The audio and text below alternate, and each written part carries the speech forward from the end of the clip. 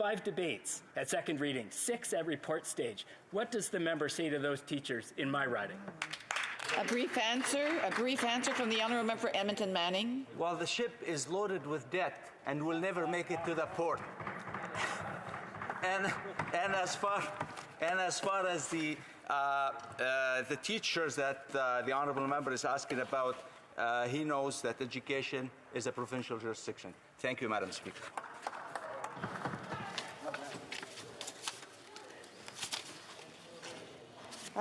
We are going to statements by members. Déclaration des députés. The honourable for Stevenson, Richmond East. C'est bien ça? Il est-tu là? Il est-tu en ligne? No? Baines? Okay, sorry. Well, I'll just go to... Est-ce que madame...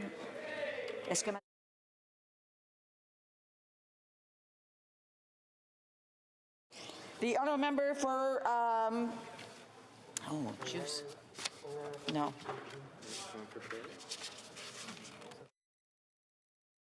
Member for Calgary-Nose Hill. On the 1st of May, people around the world mark the beginning of the summer season, and across Canada, we're all enjoying the greening of the earth and the end of a long winter. This is a good metaphor as Canada emerges from the pandemic. Many have hoped for better days ahead, but are fragile from the events of the last 2 years. For us as parliamentarians, each of us must now guide our country to a place of strength and recognize the concerns of a divided and weary nation. There are a lot of things working against us: social media algorithms, polarized politics, ideological purity tests, egos, and 2 years of separating ourselves from one another. But I'd like to think that if we as leaders each see each other as actual thinking and feeling human beings, as opposed to things to be vilified, hated, beaten, or silenced, then we can actually do right by our country. So to each of you, when you watch the grass green this spring, I ask you to look within, set aside petty hate of the past, and find it within yourself to do something that actually gives our country hope. So may it be. The honourable member for Aurora Oak Ridges, Richmond Hill. Thank you, Madam Speaker. Okay, he's here. In 2 days, Muslims in Canada will break the fast of Ramadan and celebrate the feast of Eid al-Fitr. During Ramadan, I had the honor of attending iftars and learning more about the religion of Islam. I am now more appreciative of the compassion at the heart of Ramadan. Muslims fast to empathize with the sufferings of others. In response to their empathy, they practice acts of charity. By contrast, it is reprehensible that attacks are happening against Muslims. I have received many emails from constituents horrified of such acts taking place against their fellow Muslims and humanity. During the month of Ramadan in Jerusalem, more than 150 Palestinians were injured in the attack on the Al-Aqsa Mosque. In India, far-right Hindu groups marched in Muslim neighborhoods, attacking property and threatening genocide. I shared the sadness of my Muslim friends and neighbors and invite you to reflect on how we can support our Muslim brothers and sisters in Canada and around the world. Thank you. The honourable member for Stevenston, Richmond East. Thank you, Madam Speaker. As Sikh Heritage Month celebrations come to a close on this 125th year when Sikhs first set foot on Canada's west coast, a tragic part of the Sikh story in Canada is the Kamagar Maru. But today I wish to tell you about another ship that sailed in 1914, the SS Akbar. Aboard the SS Akbar were Punjab soldiers, rallied to war to reinforce the Allied forces on the Western Front. These troops and fellow British subjects received a hero's welcome and were no different than the passengers of the Kamagar Maru. On April 26, 1915, when the call came to reinforce the Canadians in their baptism of fire in Flanders, Punjab's brothers in arms did not turn their backs, despite the discrimination their community had faced in Vancouver. Madam Speaker, as we confront the realities of systemic racism, I believe all Canadians should come to know of this shared heritage of selfless sacrifice for this nation, which unfortunately has been erased from our history books on account of a people's color. Thank you. Member for Port Moody, Coquitlam. Thank you, Madam Speaker. This week is Volunteer Week, and I want to thank all of the organizations and volunteers in Port Moody, Coquitlam, Anmore, and Belcarra who shared their time and expertise with the community. There are volunteers in organizations like Seroptimus Tri-Cities who empower women and girls with programs like Bee's Closet, a place where women fleeing violence or aging out of care can come and choose household items for free. Immigrant Link Society Center, who rescue and redistribute perishable food from grocery stores to families in need. And Milal Wheat Mission Society, that improves the quality of life for people with disabilities through numerous programs in the community. For every single volunteer, I want to express my gratitude and say, I thank you, I see you, and I'll see you in Coquitlam, Port Moody, Anmore, and Belcarra. The honourable member for Sackville, Preston, Chesapeake.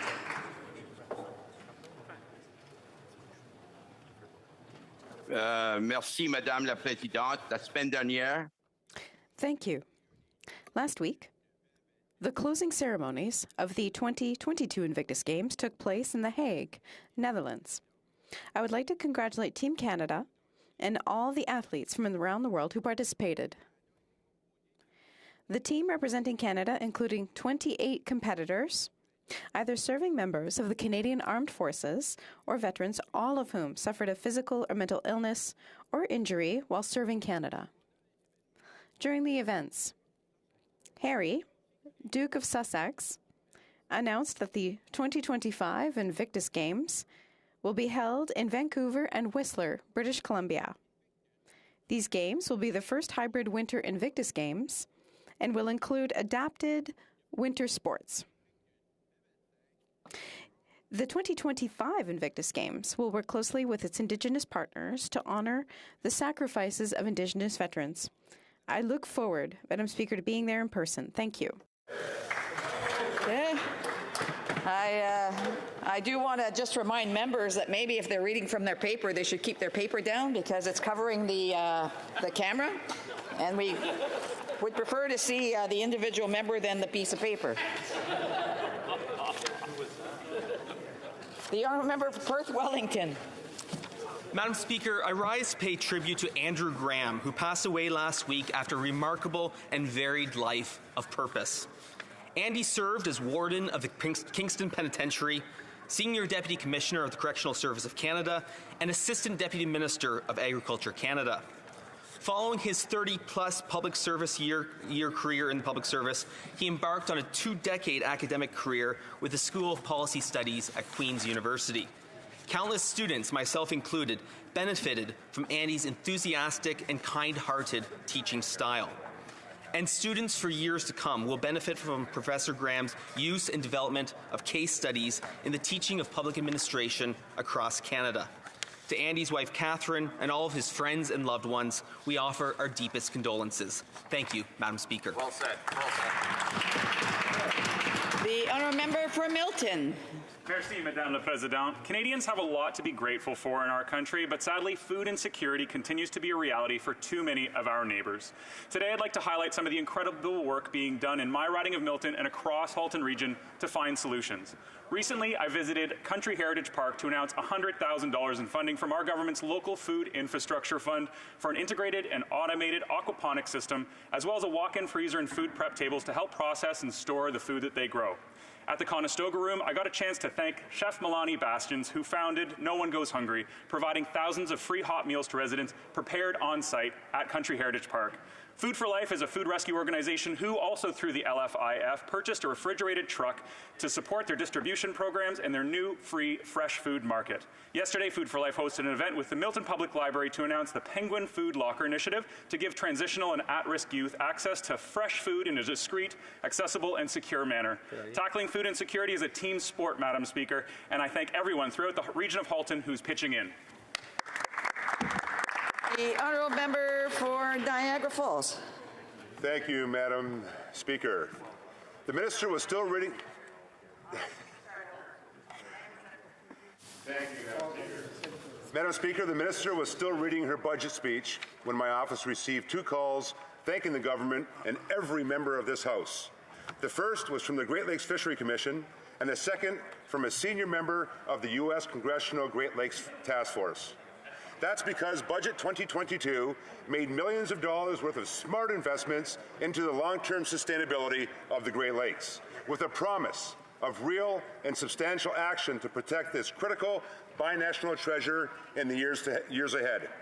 Money towards a Canada Water Agency, the beginnings of a freshwater action plan, and resources for sea lamprey control in the Great Lakes will make a difference both in Canada as well as on the U.S. sides of this great treasure. Madam Speaker, this includes the riding of Niagara Centre, but also many other ridings throughout this great country. While it's true that there is always more to do, stakeholders are applauding the budget and thanking the government for a strong Great Lakes commitment. And I also want to add my personal appreciation to this. The honourable member has used up, even gave him a little bit more time there. The honourable member for Lanark, Frontenac, Kingston. Thank you, Madam Speaker. Fact, when heart attacks happen at home, police are often the first responders. Fact, equipping police cars with defibrillators saves one life per 1.7 defibrillators over the 10-year life of the unit. Fact, the RCMP has 5,600 cruisers, coast to coast. Fact, equipping each one with a defibrillator would cost only $10 million. Conclusion, we could save 3,000 lives over the next decade at a cost of only $300 per life saved by installing defibrillators in RCMP cruisers. But it's also a fact that the Liberal government has done nothing since I first raised this issue 6 years ago. 6 years of inaction has caused nearly 2,000 completely preventable deaths. During that time, the government has spent literally hundreds of billions of dollars on thousands of new priorities. Why is it, within this tsunami of spending, that they can't find the pocket change necessary to save 300 Canadian lives per year, every year? L'honorable député de Hull-Elmer. Merci, Madame la Présidente. 2022, ça 2022 is proving to be a tough year for Hull-Aylmer. I want to tell you about Claude Leblanc, who passed away suddenly on March 20th at the age of 67. For almost 40 years, Claude was the owner and operator of Garage Grande Rivière. Honest, hardworking, always giving. A guy who loved a good joke. He was one of the most generous men around. He was always there to help those less fortunate in our community. Not only did Claude offer good mechanical advice, he charged almost nothing, if anything, to people in need. I've known him for over 20 years. Unfortunately, I only had a chance to go for a drink with him twice. I thought we would always have time to get to know each other better. I offer my deepest condolences to his brothers, Pierre and Gilles, his sisters, Lynn and Sylvie, his nieces and nephews, as well as his young business partner and great friend, Justin Fortin. Rest in peace, Claude. The honourable member for Langley-Aldergrove. Thank you, Madam Speaker. We are hearing from so many people in my riding of Langley-Aldergrove that are frustrated with the dysfunctionality of the passport office. We hear of people lining up at 6 o'clock in the morning, even camping overnight in the hope of being first in line, and yet even some of those people are being turned away. The lineup of despair is what we hear some people calling it. We heard from one person who actually got close enough to the front door to see that there are 20 workstations available for members of the public to meet with passport office staff, yet only 4 were being used. Where is everyone? Madam Speaker, with the lifting of travel restrictions around the world, this government could have anticipated, should have anticipated that there would be huge demand for passport services. Yet once again, a lack of planning on the part of this government is resulting in a crisis in the lives of so many Canadian citizens. Madam Speaker, we're a G7 country, we're an advanced society. Surely we can do better than this. You're here.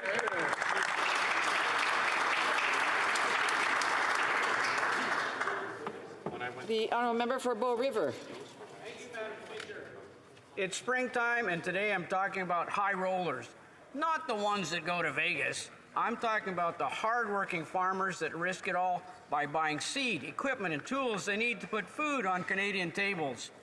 They hope there's enough moisture in the earth and rain coming down from the heavens to germinate those seeds. And the sun shines bright, and the wind and grasshoppers and hail do not destroy their precious crop. As the season goes from spring to summer to fall, they pray for a harvest moon. All this while maintaining their heavy machinery created from humanity's unparalleled innovation. You see, Mr. Speaker, Canadian farmers don't get a break.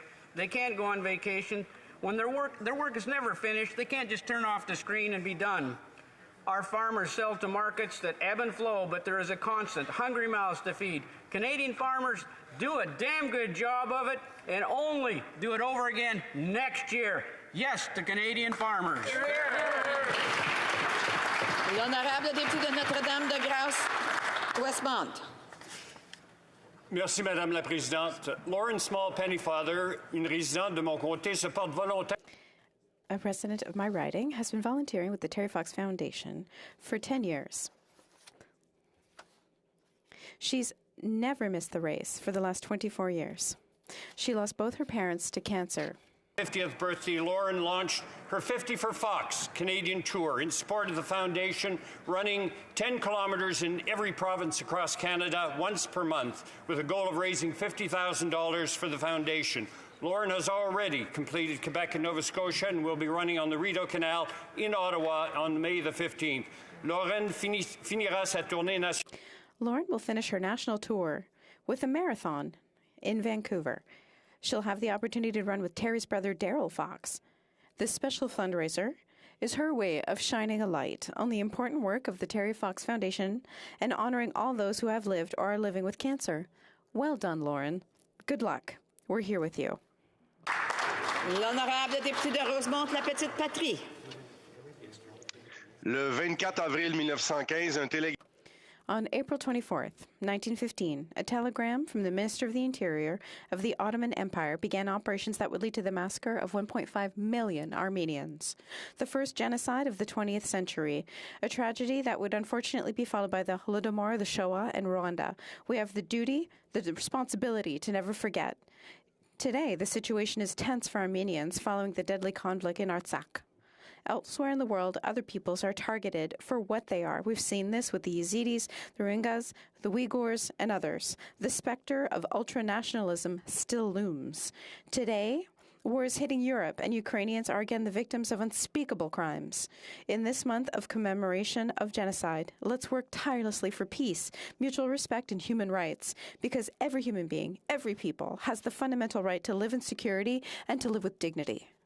Député de Drummond. Madame la Présidente, la grande dame du country, Julie Darèche. The great lady of country music, Julie Darèche, passed away suddenly this week, leaving millions of Quebecers and Acadians in mourning. On her own, with the Darèche family, or in a duet with her brother Paul, this extraordinary artist made country music fans dance and sing for more than 50 years. Her songs will continue to resonate for years to come. One only has to remember songs like Pardonner et oublier, Forgive and Forget, Un verre sur la table, or A glass on the table, to understand how much Julie Darèche left her mark on country music in Quebec.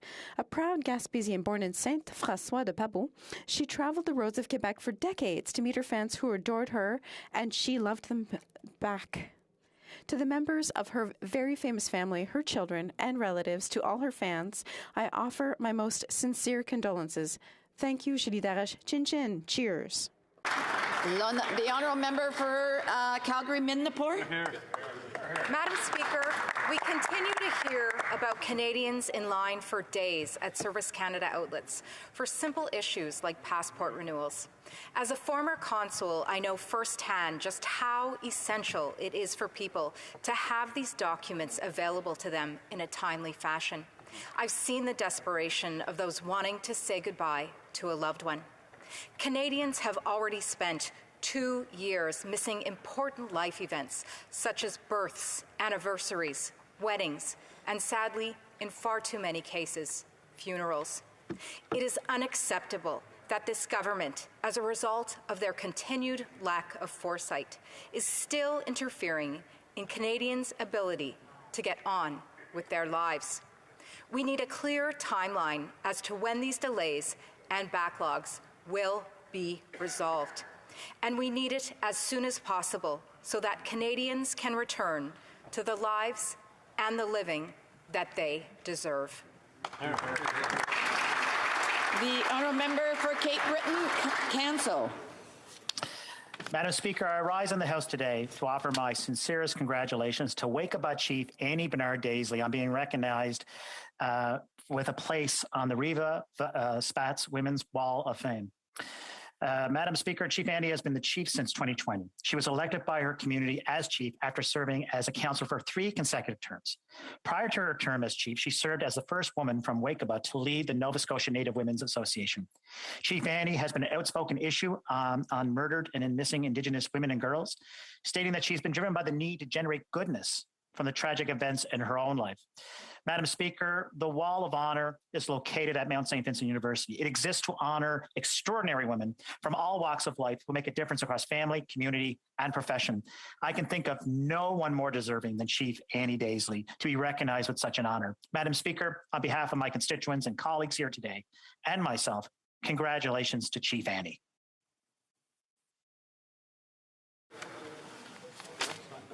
Oral questions, questions orales. The Honourable Whip for the official opposition. Close. House Leader, sorry. That's okay. Well, what a week, Madam Speaker. A week that has seen a further decline in Canadian democracy. Yesterday, with the support from their NDP partners, the Liberals introduced Motion 11, which gives the NDP Liberal coalition complete control over Parliament until June 23rd. With the NDP's help, the Prime Minister now has exactly what he's always been looking for, an audience, not an opposition. That's right. Do these Liberals not understand that these type of tactics contribute to declining public confidence in our institutions and contribute to a further decline in our democracy, or do they simply not care? Honourable Parliamentary Secretary of the Government, House Leader. Well, Madam Speaker, despite what the member wants Canadians to believe, the reality is quite simple. What Motion 11 does is it enables members of Parliament to have debates beyond 6:30. That means instead of adjourning at 6:30, we get to sit to midnight. There are millions of Canadians that work night shifts, Madam Speaker. I'm sure members of the Conservative Party should be able to show up and put a little bit of effort and work in after 6 o'clock. The official opposition House Leader. Well, this is what Motion 11 does, Madam Speaker. The NDP Liberal coalition is scrapping the constitutional requirement of quorum in the House of Commons. That means that the NDP and Liberal members don't even have to show up to work. They can sit at home in their PJs and their fuzzy slippers watching reruns of This Is Us or socialist documentaries. It also gives the power to the Prime Minister to shut down Parliament at any point one of his many scandals gets too hot, say like the RCMP investigation. So I ask again, do the Liberal NDPs not understand that they're contributing to the decline of democracy in Canada, or do they simply not care? The Honourable Government House Leader. Madam Speaker, the waiving of quorum happens on many different occasions, whether it's emergency debates, take note debates, and the member opposite knows that. The reality is that this Motion 11 enables members of Parliament to have additional debate time. Madam Speaker, that is a good thing. That's what the Conservatives were asking for at one time. Whether they want to work or not, Madam Speaker, I can assure you that Liberals and New Democrats are committed to being able to have those additional hours so that members can have additional debate time. There's talking over while the Honourable Parliamentary Secretary was having the floor. It's hard for people at home to hear what's going on, and I'm sure individuals who are in the seats here watching. So, Order. I can't even hear myself talk at this point. So I just think that, individuals, parliamentarians should be setting an example for people who are at home watching. L'honorable député de Louis-Saint-Laurent. Merci, Madame la Présidente. Madame la Présidente. Madam Speaker, we have never seen such an arrogant government. We should recall that this party was elected with fewer votes than the official opposition, but then they bought a majority by making a dishonorable alliance with the remaining crumbs of the NDP. And now yesterday, this government tabled a motion to give itself excessive powers to control Parliament. What are they hiding with all this arrogance? To the Government House Leader. Yes, Madam Speaker, I don't understand why it is the Conservatives are afraid of extra debate time. Do they not realize that Canadians from coast to coast to coast often work beyond 6:30 p.m.? What this legislation does, what Motion 11 does in reality, is it allows for additional debate time. That is something that's not new, Madam Speaker. Provincial and national governments have used that for many, many years. We are doing the same thing, allowing for additional debate. It's as simple as that, Madam Speaker. The honourable member for Louise Saint-Laurent. Well, that's all very well, Madam Speaker, but the problem is that this honourable parliamentary secretary is forgetting a very small detail. There won't be quorum in the House with this motion, so we, the Conservatives, will be doing our job, but the Liberals will be relaxing at home, having fun with their friends or watching movies. They won't be here doing their work. Once again, why adopt this arrogant motion, which means that parliamentary democracy is disappearing in this country? Secretary. Well, Madam Speaker, that might be what the Conservative members might be doing, watching Netflix and so forth. I can assure Canadians that we take, whether it's the virtual Parliament or sitting in the House, very seriously. We are engaged. We want to encourage additional debate. That's why we bring forward a motion that will allow members of Parliament to work till midnight in the closing of a session, because there's a substantial legislative agenda. Let's get to work for Canadians, Madam Speaker. That's what it's all about. Let's get to work. Ben oui, allons travailler, monsieur. Yes, let's get to work, Madam Speaker. But again, another little detail that my colleague is forgetting is that this government is giving itself the authority to prorogue the House whenever it wants to, and that brings back some bad memories. 2 years ago, for example, in the middle of the We Charity scandal, when the Prime Minister was backed into a corner by everything we were hearing, well, he decided to prorogue the House.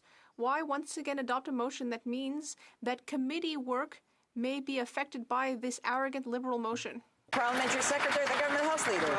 Madam Speaker, talk about gross exaggeration. There is a clause that's in there that says, Madam Speaker, that we will come back in September, that we could potentially bring in at the end of June. But what the member doesn't tell you is that it's a voted upon motion. We are a minority government. The only way in which a motion of that nature can pass is if a majority of the members in the House support it, Madam Speaker. Unlike the Conservatives, we believe in working in cooperation even with members of the opposition party, which includes the member that just put the question. It's evident that we all love question period and that it's Friday. I would just ask members to, hold back on their thoughts while someone else has the floor. Questions et commentaires. L'honorable. Questions? The Honourable Member for Rivière-du-Nord. Thank you very much, Madam Speaker. Well, this House stipulated that a committee should study the firing of the Winnipeg scientists, but instead of providing the documents to the committee, the Liberals are creating an alliance with the NDP to create their own committee, which will have its own rules and doesn't care about the other parties.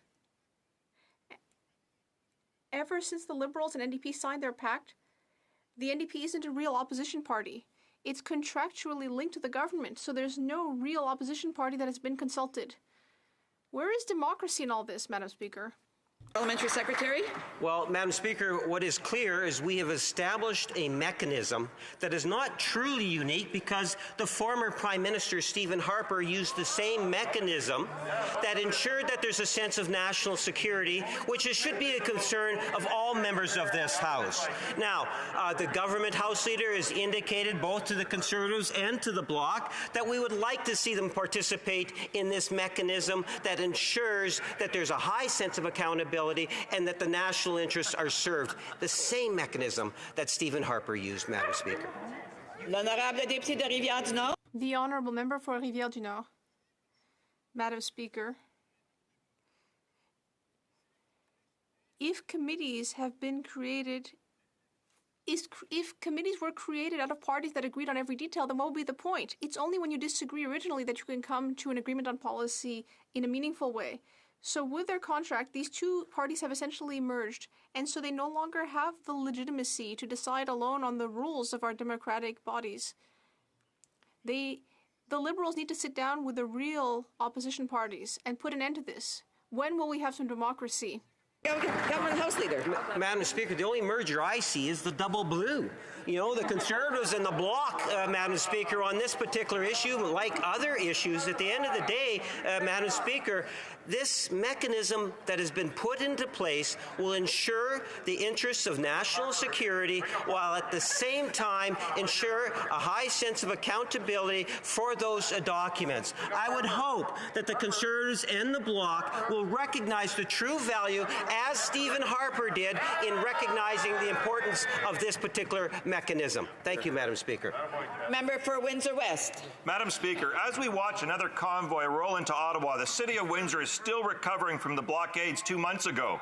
We learned this week that this government will reimburse the City of Ottawa for the policing costs of the mismanaged convoy crisis. Meanwhile, Windsor has heard nothing about the $6 million the city had to spend to clear the Ambassador Bridge blockade.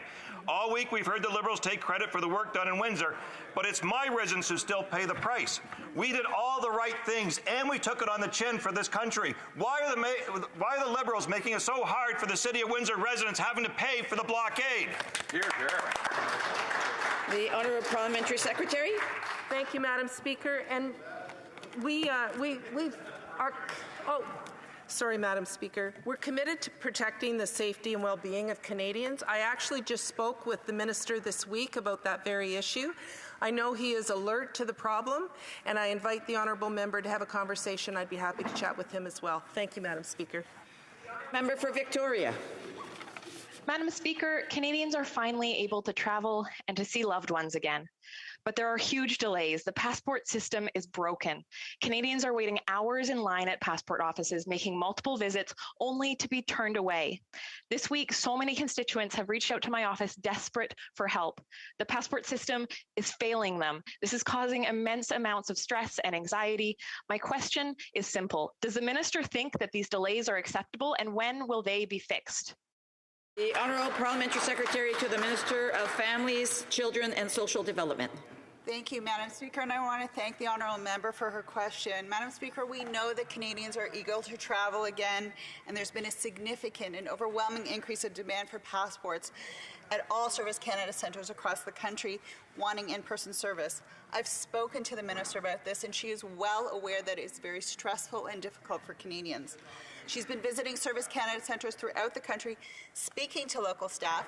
And in addition, already in December, we hired 500 more passport officers to process applications. We're using every tool that we have in our toolbox at this time to improve service to Canadians for what they deserve. Our member for Lambton, Kent, Middlesex. Speaker, the average price of a home in Canada is $874,000 and quickly rising. For millennials looking to buy a home, the thought of even buying a home is like getting that pet unicorn that they dreamt of when they were a child. So, Speaker, will the government stop adopting policies that drive up inflation, find a common sense solution, and help millennials and young families hoping to buy a home? Good question. The Honourable Parliamentary Secretary. Merci, Madame la Présidente. On est d'accord avec le membre que... Thank you, Madam Speaker.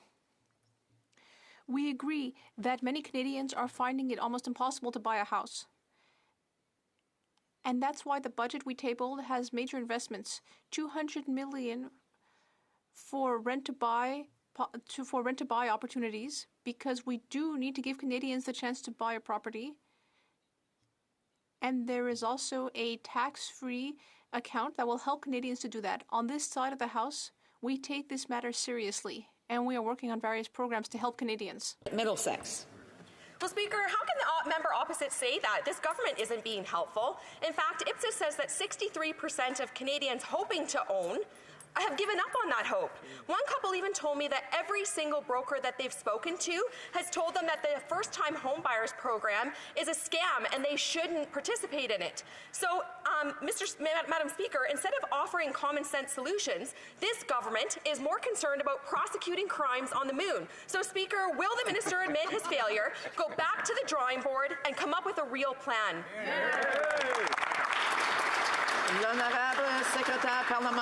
The Honourable Parliamentary Secretary.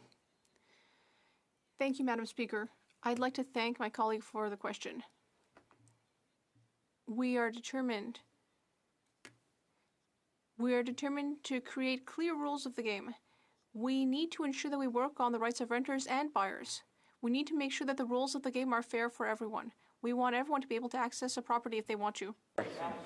The Liberal NDP government is pricing Canadians out of their own lives. Instead of coming up with solutions, they like to refer to other countries' inflation levels. Well, I have some numbers for them. France is at 4.4%, Japan is at 1.2%.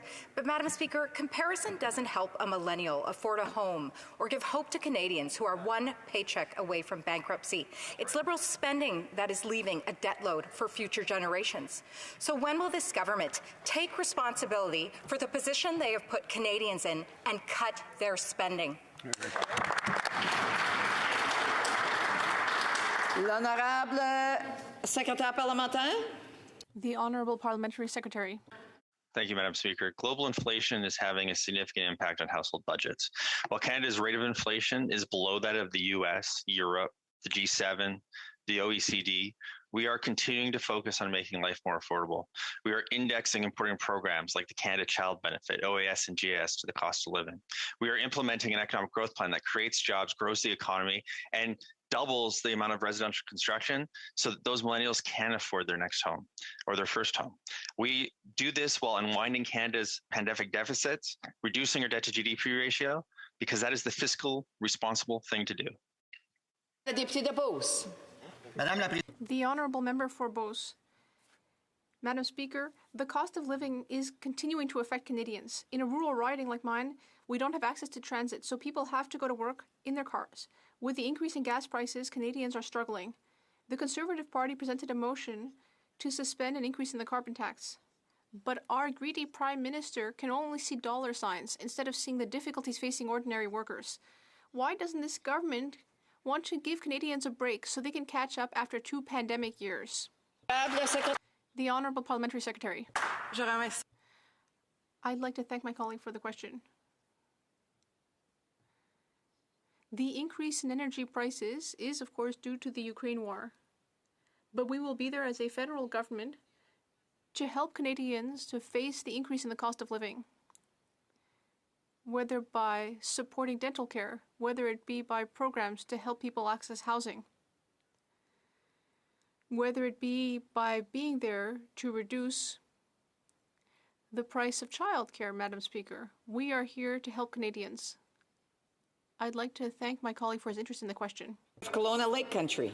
Thank you, Madam Speaker. Before the Liberals even presented their NDP budget, they were proudly bragging about how inflated tax revenues from tax increases and inflation would let them spend even more than before. They proudly announced the billions added to the national debt. Yet for all that spending, they can't explain to my constituents why food and house prices will only continue to rise. They point the fingers away from themselves. Is the government ever going to connect the dots and see that their continued high spending means higher costs of basic necessities for hardworking Canadians? The Honourable Parliamentary Secretary. Madam Speaker, the leader of the Conservative Party herself has already admitted that the extraordinary investments that were made over the course of the pandemic were necessary to protect Canadian families and Canadian workers. Our plan has worked. In fact, we have maintained the lowest net debt to GDP ratio in the G7 while growing the economy and recovering 115% of jobs lost due to the COVID-19. Canada was able to do this because of our prudent fiscal management. It is now time to unwind the pandemic deficits and continue to grow our economy while reducing our debt to GDP ratio. This is what good fiscal managers do, and it's going to allow us to make Canada and life for... The Honourable Member for Thornhill. Aggressive rate hikes are coming, and that's because this government continues to spend recklessly. Here's what that means for an average Canadian. If you're lucky enough to buy a house for the $800,000 that it costs, with a 2% mortgage, you're paying about $3,400 a month for those mortgage payments. The potential of a 3% rate hike means $3,400 turns into $5,200. Why is this government drowning Canadian homeowners in the debt of tomorrow to pay for the pet projects of today? Great question. The Honourable Parliamentary Secretary. Madam Speaker, we just recently had an election where the Conservatives actually committed to spend more than what we proposed. They pretend to be good fiscal managers, but this is impossible if you're not committed to evidence-based decision-making. Our government will lower our debt to GDP ratio every single year for the next 5 years. Unlike the Conservatives, we will do this while fighting climate change, investing in housing affordability, and building a Canadian economy of the future alongside our Indigenous partners while fighting climate change. Merci, Madame la Présidente. The Honourable Member for Drummond. Well, Madam Speaker, this is a difficult time for local and regional newspapers. Apart from the challenges of the digital transition, they are also facing changing habits with the disappearance of Publisac, the ad flyer bags. That was where these newspapers were often distributed, but now Canada Post is charging exorbitant fees for delivery. So Canada Post should now distribute our regional newspapers at a preferential rate. I spoke to the minister about it, and he was very favorable, and he made an announcement before the media. Where is that negotiation now? This is urgent. The Honourable Parliamentary Secretary. Bill C-18 is good news for small media. Thanks to collective bargaining, small media will be able to make agreements. And we wrote into the law that tech giants will have to make those agreements with a diversity of media, not just the big ones. Local media are essential to so many communities, and we will support them through Budget 2022, which I hope the Bloc will support. $50 million was added in the last budget to support small media. Thank you so much, Madam Speaker. The Honourable Member. Madam Speaker, I appreciate the answer that the Parliamentary Secretary just gave me, but it's a good answer to a question I didn't ask. There's no relation between the two. Madam Speaker, for 20 years, local and regional journalism has been eroding before our very eyes. This is not a recent thing. I'm not talking about the digital transition. I'm talking about the distribution of local weeklies. With the gradual disappearance of the Publisac, every dollar that a weekly spends on Canada Post chargers is a dollar they're not spending on the newsrooms. All the delivery fees, all of their efforts to distribute their newspapers, all of that is effort that's not going to be invested in essential journalism. This is very concerning, Madam Speaker. When will the minister announce an agreement for preferential charges with Canada Post so that Canada Post can distribute our weeklies? Merci, Madame. Thank you, Madam Speaker. I'd like to thank my honourable colleague for his question. We entirely agree that we need to support local media. And we are doing that through a specific fund. In addition, with regard to Canada Post, Canada Post is a Crown corporation that does not have a direct link with the government. Canada Post will make decisions on delivery as well as on rates. But we will work closely with Canada Post and do what we can to support local media. Honourable Member for Edmonton West. Misuse of taxpayers' money, sexual harassment, special treatment for wealthy tax dodgers. No, this is not a Liberal cabinet meeting, but rather misdeeds at the CRA exposed by whistleblowers. Now, whistleblowers who have been publicly exposed by the very person in government who was meant to protect them. So will the President of the Treasury Board do the right thing and commit to ensuring every single one of these whistleblowers is protected from retribution by this government for exposing this scandal? Le secrétaire parlementaire du Premier ministre et de la présidente du Conseil du Trésor. Madam Speaker, our government believes that those who disclose serious wrongdoing should be protected. The Office of the Public Security and Integrity Commissioner of Canada is an independent agent of Canada. It is mandated to allow anyone to disclose wrongdoing in the federal public service. I've been advised that that information has been removed by the federal court and a new certified tribunal record is being produced. Later this year, our government will be launching a review to strengthen the protection of whistleblowers. Clearly, this incident raises serious questions which we will discuss in that review. The honourable member for Edmonton West. PBO has exposed $15 billion in unexplained defence spending in the budget. Now, in a briefing with the PBO, we were told that they asked Finance, but Finance said they didn't know and go ask D&D. They asked D&D, but D&D said, we don't know, ask Finance. They went back to Finance, and Finance said, well, we don't know the details, maybe it's just a forecast. So maybe someone on that side of the House could tell us, or perhaps Finance, or perhaps D&D, what that $15 billion is for. The Honourable Parliamentary Secretary to the Minister of Defence. Thank you, Madam Speaker. We are increasing our defence spending by over 70% under the defence policy Strong, Secure and Engaged. And Budget 2022 contains an additional $8 billion in new defence spending. The department plan only contains current capital spending that has been fully approved by the Treasury Board, Madam Speaker, and Parliament, whereas the budget contains forward-looking forecasts. In other words, these are two different ways of presenting our forecasted spending. Thank you, Madam Speaker. Honourable Member for Langley-Aldergrove. Thank you, Madam Speaker. Contrary to the song that this Liberal government has been singing about inflation being transitory, tied to short-term supply chain disruptions, Bank of Canada Governor Macklem is now acknowledging that inflation is going to be with us longer than anticipated and 6% higher than anticipated. This inflation costs the average Canadian worker $2,000 a year, the average family $4,000 a year. How does this government think that the average hardworking middle-class family can adjust and manage that kind of a shock to the family budget? The Honourable Parliamentary Secretary. Mr. Speaker, Madam Speaker, before the pandemic, it took only two Conservative governments to accrue more than 70% of Canada's pre-pandemic debt. That's because their fiscal ideology is to cut taxes for the wealthy and to cut services for everyone else. In stark contrast, our last Liberal government paid down our national debt significantly. We've demonstrated that you can be good fiscal managers while investing in Canadians, growing the economy, and continuing to fight poverty and climate change.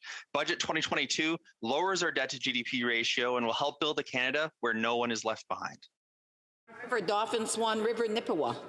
Madam Speaker, as inflation and interest rates continue to rise, Canadians are feeling the financial pain.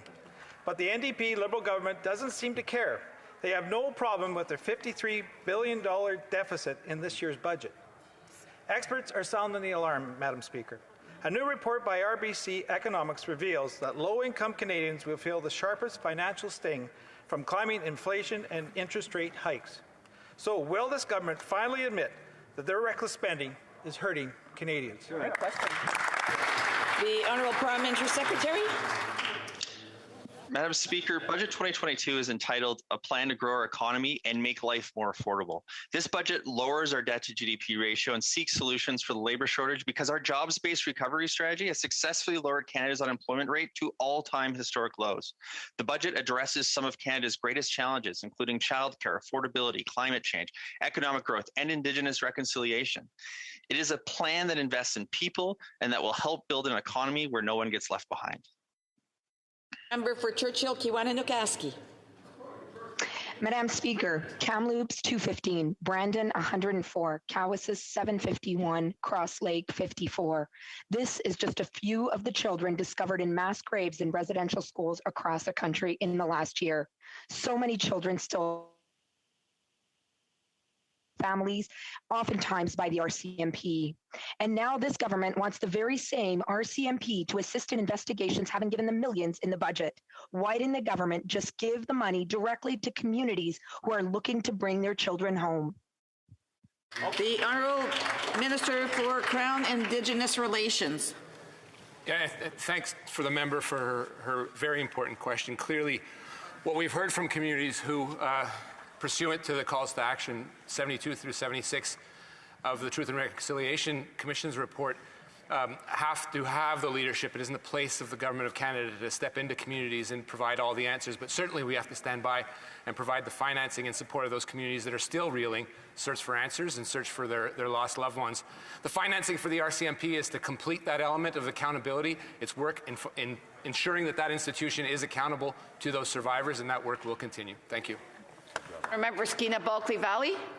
Madam Speaker, drive 100 kilometers in an electric vehicle and it'll cost you about $2. That kind of mileage would go a long ways in helping families who are struggling today with high gas prices.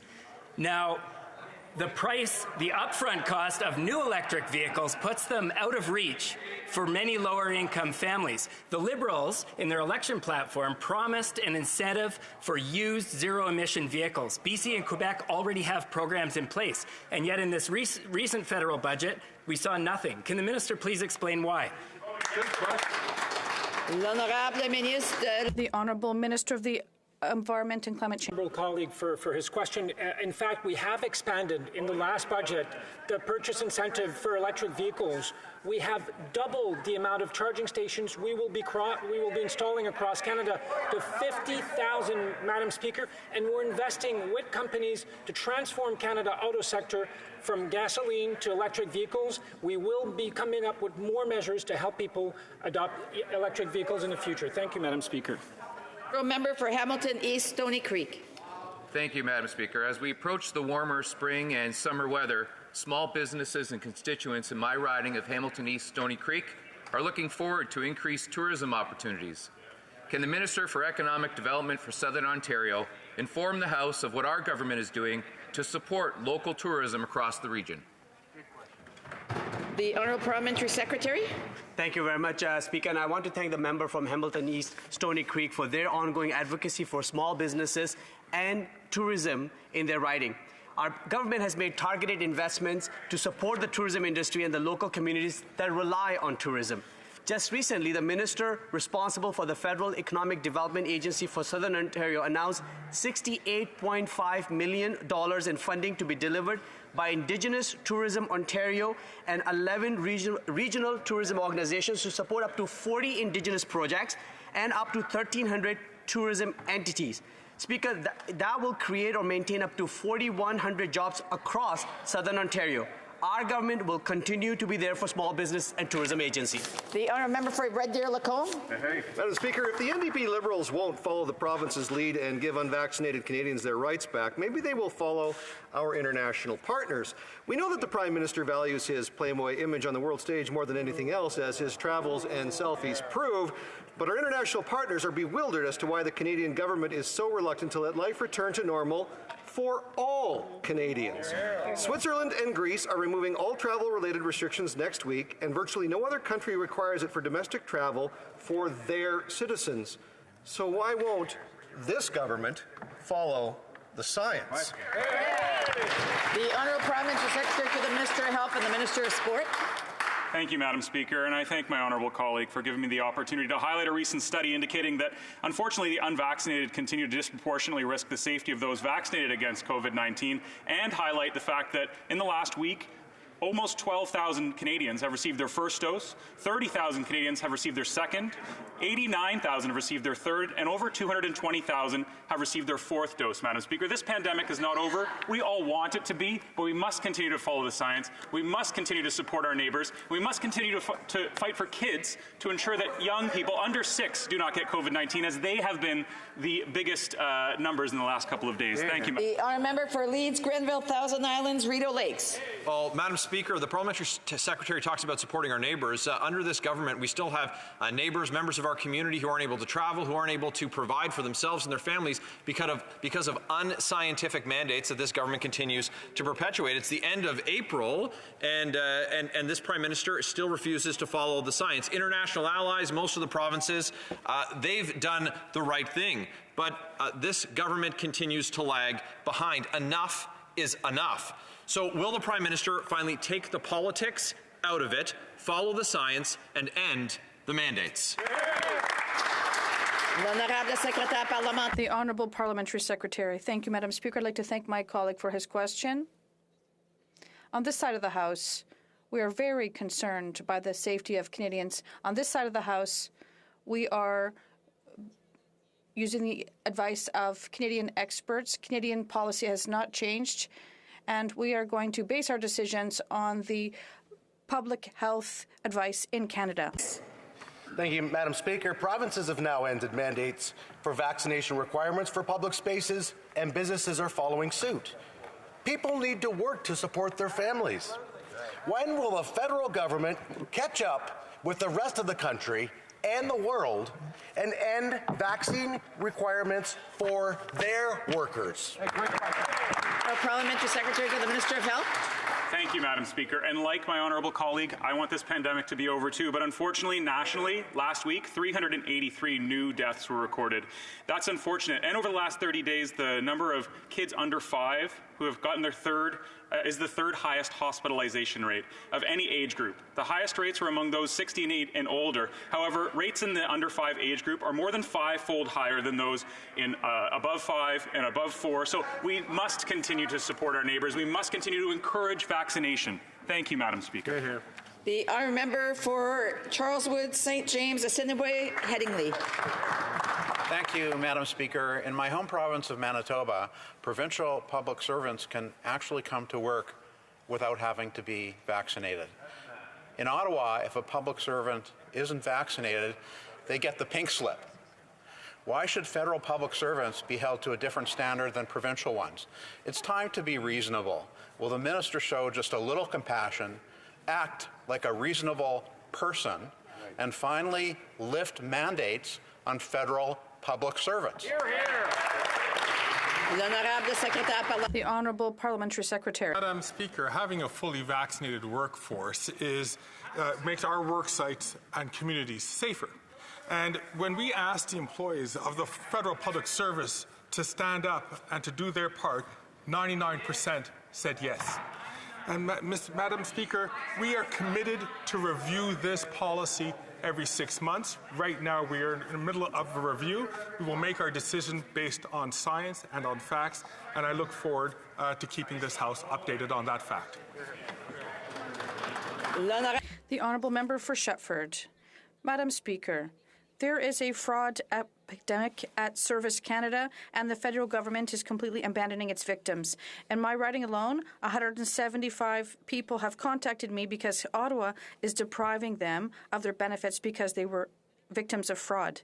Madam Speaker, it is the fraudsters who must be punished, not the victims of fraud.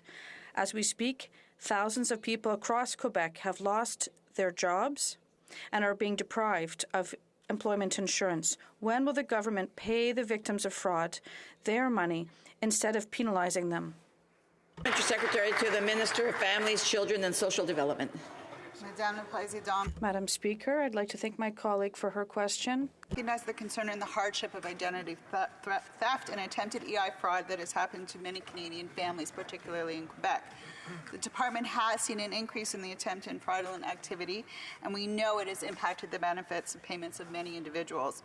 In response to the situation, the minister has expressed her concern to officials, and they've asked officials to explore every effort possible to assist Canadians in combating fraudulent activity in their accounts to make sure that their benefits are secured and received in a timely manner. This includes adding approximately 150 investigators who are dedicated to resolving these issues in Quebec. The Honourable Member for Abitibi-Témiscamingue. Thank you, Madam Speaker. In my riding, roughly 70 people also have contacted me because they've paid into EI all their lives, but they're not receiving a cent. Why? Because they're victims of fraud. We're talking about thousands of people in this situation in Quebec, and the cost of living is skyrocketing, but Service Canada is depriving honest people of income. Since November, we must investigate and not hold victims hostage. When will the government pay the workers the benefit that they have paid into their entire lives? It's a question of equity and mental health, Madam Speaker. The Honourable Parliamentary Secretary. Merci, Madam Speaker. As I mentioned previously, we are doing everything we can to make sure that the EI services and supports that Canadians have paid into are received to them in a timely manner. We recognize the concern and the hardship that they are experiencing through fraud, and we're working diligently with officials to make sure that they receive their benefits in an integrated action plan.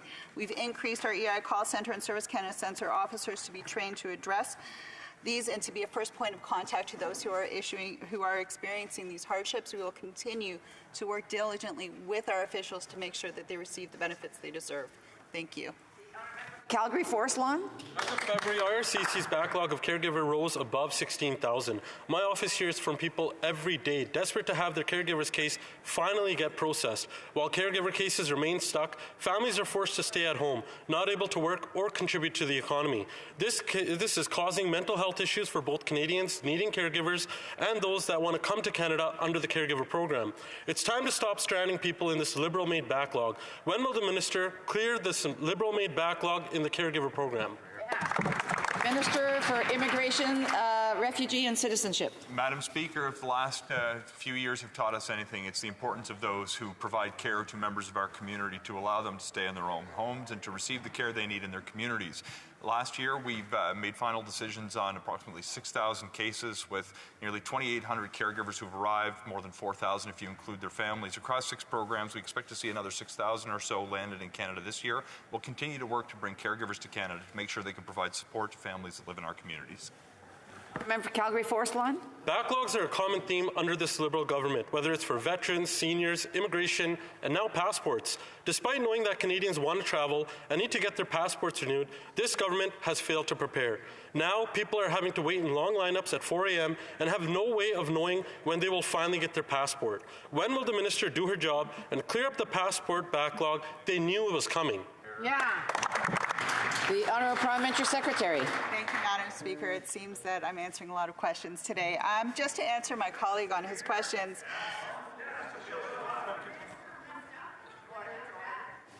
let's allow the Honourable Member to Parliamentary Secretary to respond so that the Honourable Member can have the answer to his question. Thank you, Madam Speaker. As I mentioned earlier, there's an overwhelming increase in demand for passport services at this time, nearly 40%. And the minister has been working with officials. As I mentioned before, we've already hired, as of December, 500 new passport employees, but we've done more than that, Madam Speaker. We created 3 additional passport application processing centres. We've extended service into weekends and overtime. Our Service Canada officials are working day and night to make sure that Canadians get the passports and services they need. Thank you. The Honourable Member for Beauce. Madam Speaker, the seeding season has arrived and a large number of temporary foreign workers are expected. Unfortunately, many companies are waiting for workers who are not arriving. Yet, procedures began at the end of 2021 for the arrival of these workers. It is the Minister of Immigration not able to show any foresight, especially since this program has existed for several years. Once again, this government is in reaction mode, and our farmers will pay the price. What does this minister say to many farmers who are having to delay seeding or even reduce their acreage this summer? Minister of Health and Minister of Sports. Madam Speaker, thank you, and I'd like to thank my colleague for his question. We appreciate the contribution to the Canadian economy of these farmers, and that is why there is a 3-year period of investment. $29.3 million will be introduced in investment. $64.6 million will be put towards employer inspections so that there is decent and fair treatment. We will always be there for employers. The Honourable Member for Châteauguay-Lacolle. Madam Speaker, COVID has had a tremendous impact on our economy, and it's thanks of this government's prudent and constant support to Canadians and Canadian businesses that we are seeing a strong economic recovery. But we know that there are other opportunities for economic growth in this great country. Can the Parliamentary Secretary to the Minister of Tourism and the Associate Minister of Finance please stand up and tell us how the 2022 budget will promote economic growth? The Honourable Parliamentary Secretary. I'd like to thank the member for her excellent question, and obviously Budget 2022 does have many measures to promote economic growth with a new growth fund for Canada to boost investment in the private sector, but we're continuing to invest in our clusters. And yesterday, the Prime Minister announced in Montreal that a Moderna factory would be setting up shop here in Quebec. Vaughn. Madam Speaker, Laura, a nurse in my riding, has worked long hours to guarantee the health and well-being of our community during the pandemic. It's wonderful. She was upset to learn renewing her passport would take several months. Oh, no. Her credit card was charged, but her passport was nowhere to be found. Unacceptable. Our healthcare providers have given up a lot to keep our community safe. Absolutely. When is this government going to recognize the hardworking Canadians and get them back to work? Absolutely. The Honourable Parliamentary Secretary. Thank you, Madam Speaker. And as we know, Canadians have waited a long time to travel again, and many of them are eager to do so, to reunite with loved ones and to take a well-needed rest and vacation. But as I mentioned before, demand for passports is up over 40%, and our Service Canada employers are working night and day, overtime and weekends. As I said before, we will continue to uncover every opportunity to ensure Canadians receive the service that they deserve. Thank you. Honourable Member for Lanark, Frontenac, Kingston. Thank you, Madam Speaker. Madam Speaker, on April the 8th, I asked the Minister of Public Safety about proposed prison dairy farm operations at Joyceville and Collins Bay. The Minister told this House that a contract had been signed. Now, I think that he was talking about a contract unrelated to the concerns I raised, but I can't know for sure because he neglected to provide any details about that contract. So, what exactly is the contract for? With whom was the contract signed? Is it related to goat milk production for export? And will the Minister table the contract in the House? Thank you. The Honourable Parliamentary Secretary. Thank you, Madam Speaker. And as I have told the Honourable member personally, while Correctional Services was considering goat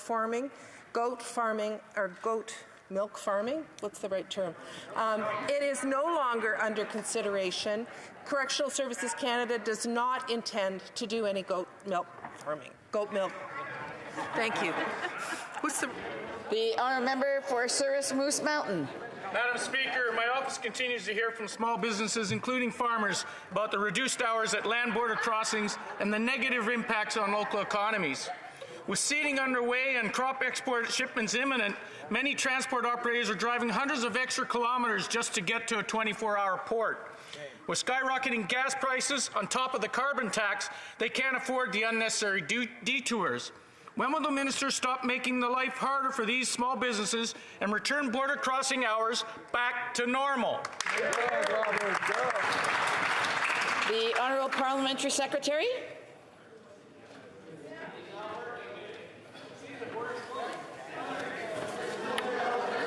The Honourable Parliamentary Secretary.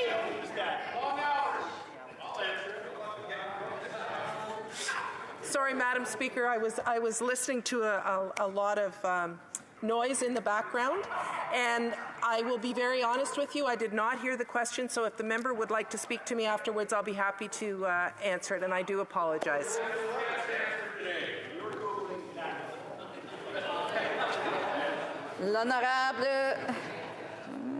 The Honourable Member for Dorval-Lachine. Dorval-Lachine-LaSalle. Madam Speaker, period poverty is a real issue affecting Canadians all over the country.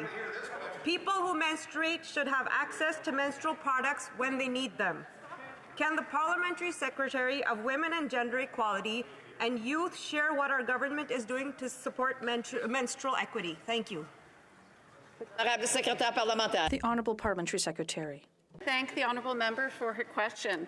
Madam Speaker, menstrual products are a basic need and are essential to uphold Canadian sexual and reproductive health and rights. They ensure that people who menstruate can continue to participate in school and work and in their communities. However, period stigma still exists and create barriers for Canadians every day. That's why, as part of Budget 2022, our government has allocated $25 million starting this year and continuing into next to pilot a menstrual equity fund to make menstrual products available to people who need them. I look forward to working with the stakeholders and ensuring... Member for Nanaimo, Ladysmith. Last week, a federal court judge called into question this government's approach to removing open net fish farms in Discovery Islands. Liberal mismanagement has put BC's vulnerable wild salmon at risk. It also casts serious doubts on the government's ability to meet their commitment to remove open net fish farms by 2025. When will this government deliver a real transition that supports First Nations, workers, and finally removes fish farms from our waters? The Honourable Parliamentary Secretary. Thank you, Madam Speaker. The sustainable management of our ocean ecosystem, including the wild Pacific salmon, is a priority for our government. The decision to phase out fish farms in the Discovery Island was based on consultation with local First Nations, and we're aware of the court decision, and the department is carefully reviewing it, Madam Speaker, ahead of determining next steps. We remain committed to transitioning away from open net pen salmon farming in coastal BC waters. Thank you. And that brings us to the end of question period. Point of order, the honourable member for Edmonton West.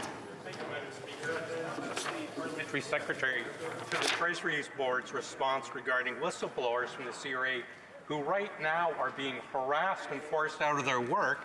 He says they're going to continue with the review lasting 5 years. With the House's permission, I'd like to table the 2017 OGO report needing or listing every item needed for whistleblower protection in the country. It can be done now, not 5 years from now.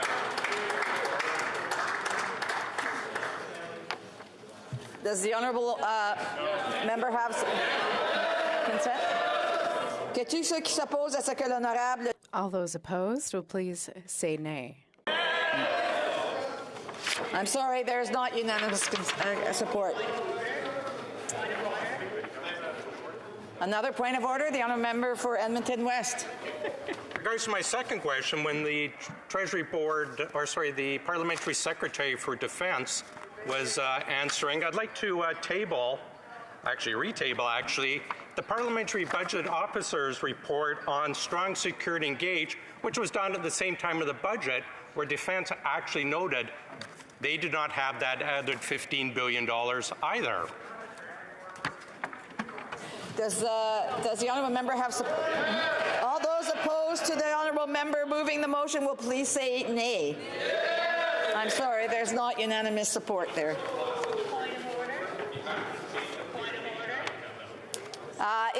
If individuals want to have conversations across the way, I would just ask them to please do so maybe out in the lobby. There's another point of order, Sam. I have another point of order. The honourable member for Sandwich Gulf Islands. Thank you, Madam Speaker. This is not a new point of order, but I would like confirmation that the standing orders haven't changed in regard to the use of props, the wearing of buttons, and other proclamations of positions. I certainly have a number of buttons I'd like to wear into the House.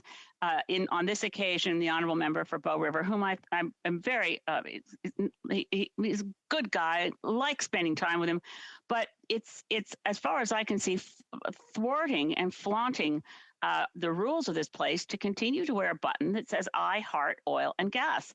The reality of it is when people ignore the rules of this place, it invites further contempt for our rules. Standing orders 16 and 18 are routinely violated. Those would absolutely eliminate heckling. I wonder, is it still the rule that people shouldn't wear buttons into the House? The honourable member has... before I say anything, I see that the honourable member for Bow River would like to add to the point of order. The honourable member for Bow River. Thank you, Madam Speaker. And to the member from BC, she's misleading the House. That's not what this button says. It says in symbols, I love Canada. That's all that's on this button. Take it off. Take it off. If people in this House disregard their love for Canada, I have a problem with that. It does.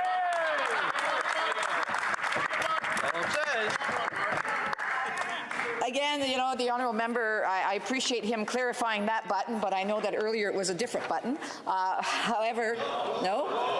Okay. Okay. So My mistake, I apologize. So I just, in order to ensure that we don't have any points of orders on the buttons, it would be best not to use any type of buttons that is not approved across party lines. Generally, if we have the Moose Hide campaign that is approved by everyone, I think that would prevent any points of order from being raised. But he's not the only member that has worn a button, and I just want to remind members that it's best not to wear buttons in the House.